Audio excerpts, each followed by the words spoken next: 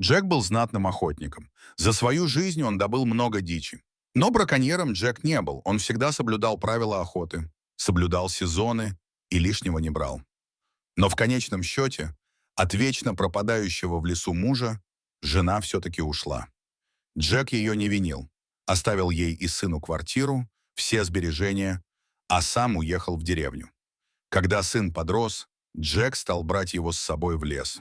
Благо, бывшая жена была не против, чтобы они общались. Марк все лето проводил у отца в охотничьем домике.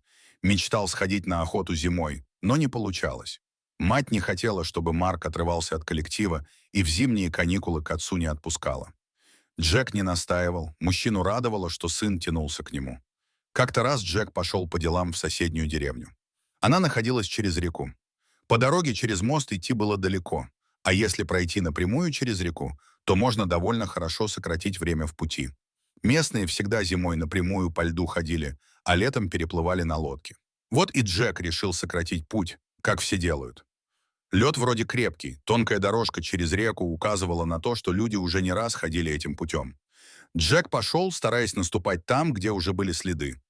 Лед, видимо, окончательно замерз недавно. От тяжелых шагов мужчины он немного пружинил. Джек старался смотреть под ноги, но краем глаза заметил, что неподалеку образовалась прорубь, а в ней что-то лежит и не шевелится. Не обращая внимания на осторожность, Джек побежал прямо к проруби. Каково же было его удивление, когда, подбегая, он увидел волка. Животное наполовину было в воде, лишь передними лапами держалось за край, а глаза были закрыты. Было видно, что волк выбился из сил и смирился со своей участью. Джек, недолго думая, достал нож и стал разбивать лед, образовавшийся вокруг животного. Льдинки уже хорошо сковывали животное и примерзли к шерсти. Казалось, что волк вообще умер. Он не шевелился и не подавал никаких признаков жизни, даже когда мужчина вытащил его на поверхность. Джеку все-таки удалось нащупать пульс у животного, и, взвалив огромного мокрого зверя себе на плечи, он, забыв о своих делах, помчался домой. Несмотря на худобу, волк весил 70 килограммов, а может и больше. Джек чувствовал, как его силы утекают, но медлить было нельзя. Впервые Джек пожалел, что не поселился на краю деревни, до которой было еще 3 километра. И вот, наконец, добравшись, мужчина уложил волка прямо перед печкой. Подкинув дров и накрыв зверя старым тулупом, Джек переоделся, чтобы самому не заболеть. Нужно было как-то реанимировать волка. И тут мужчина вспомнил, как они с дедом лечили собаку. Надо было восстановить кровообращение. Он смочил в горячей воде тряпки и обернул лапы волка. К сожалению, грелки у него не было, и приходилось довольно часто менять полотенце. Наконец, лапы волка стали теплыми. Джек не был любителем горячительных напитков, но водка была на всякий случай в лекарственных целях. Он достал графин, смешал содержимое с черным перцем и солью и, открыв волку пасть, влил несколько столовых ложек. Через какое-то время мышцы животного расслабились, и он обмяк. Вскоре Джек заметил, как от глубокого дыхания равномерно вздымался бок животного. Джек тоже решил поспать, но потом представил, что будет, когда у него дома очнется пьяный волк. Оставив идею со сном, Джек заварил себе крепкий кофе и включил телевизор. Но, видимо, приглушенное бормотание телевизора и пробежка с нагрузкой по зимнему лесу взяли свое. Джек задремал. Проснулся мужчина от грохота.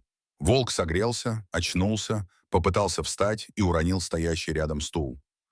Животное таращилось на своего спасителя, лежа на полу. Волк показал зубы, но не зарычал. Джек понял, что зверь не может встать.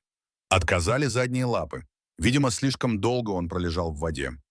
Джек довольно скоро вошел в доверие к животному, и волк принимал еду и воду, которую приносил мужчина. У Джека было 3 охотничьих лайки, которых он содержал в вольерах. Почувствовав запах дикого зверя, они сходили с ума и непрерывно лаяли. Поэтому переселять волка в сарай было нельзя. На каникулы приехал сын. На удивление, волк сразу подпустил парня к себе. Позволил гладить себя по морде и ушам. Марк стал делать волку массаж и заставлял поворачиваться. Он видел такое в какой-то передаче. 10 дней он играл с волком, словно с собакой. Когда сын уехал, Джек продолжал делать то, что показывал ему мальчик. И на удивление вскоре волк начал вставать и ходить на шатающихся лапах. Летом Марк вернулся, привез много каких-то витаминов и уколов, которые они делали волку. За лето волк отъелся и уже бегал по двору. Собак Джек пристроил на время к товарищу в деревне. В августе волк ушел в лес, просто перепрыгнул через забор и исчез. Марк долго переживал, но отец его успокоил, сказав, что волк– дикий хищник и его дом– лес. На осенних каникулах Марк сообщил, что мама нашла себе нового ухажера и согласилась отпустить его к отцу на зимние каникулы, потому что они планируют куда-то лететь отдыхать. Сразу после Нового года Марк приехал. Они чудесно проводили время, много ходили по лесу. Однажды Джек послал сына в ту самую деревню через реку, в которую он тогда и не дошел, когда вытащил волка. Марку на тот момент было уже 14, и он вполне мог ходить по поручению отца. Вот только идти напрямик отец ему запретил. В тот год было много оттепелей, и Джек не был уверен в крепости льда. Туда мальчик шел через мост, но вот обратно поленился и все-таки решил проявить самостоятельность и пошел напрямик. Лед треснул, и Марк провалился. От ледяной воды у него перехватило дыхание. Одежда сразу намокла и стала тянуть ко дну. С каждой попыткой опереться на край льдины и вылезти, Марк просто откалывал новый кусок и снова оказывался в воде. В этот момент появился волк. Подползая на животе, он приблизился к мальчику. Это был тот самый волк, которого спас его отец. Зверь вытащил мальчика, ухватившись зубами за шиворот. Марк знал, главное, чтобы не замерзнуть. Ему надо было бежать. Он бежал до самого дома, а волк сопровождал его до самого порога. Джек только покачал головой, встретив мокрого сына.